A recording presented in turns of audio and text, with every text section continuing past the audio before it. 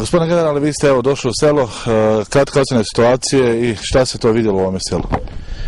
Kaže, pitate, evo došli ste kratko u selo da pita kakva je situacija ovdje.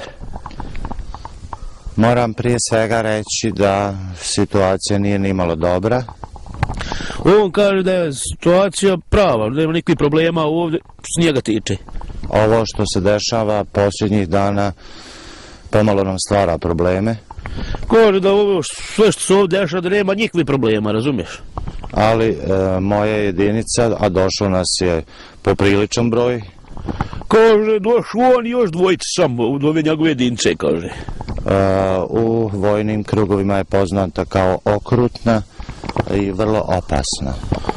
Kaže da je njegova jedinica poznata ovako da se on ko malo ono pederast, da i niko ne šljivi ni da što, znaš, to nikakvi ljudi. I ja pozivam lokalno stanovništvo da ne paniči.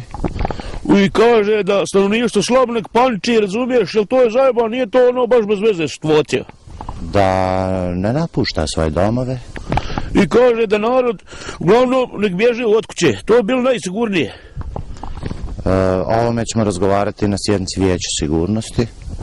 Kaže da ovo nema ni s kim razgovarati o ovome, inače u svijetu, kaže nije briga za to sve, razumiješ? I mislim da ovdje nema razloga za paniku dok su moji momci koji su jako čvrsti u ovome selu. Podobnije, nisi dobro skužio. Kažem da nema razloga za paniku dok su moji momci koji su jako čvrsti u ovome selu. I kaže da uglavnom nek se narod što više paniči, jer u njega ova jedinca, to je previše bezopasna jedinca, uglavnom, otprilike to je to, razumiješ? Mogu ja sad svaku riječ prevesti kad on nekako tiho priča, razumiješ?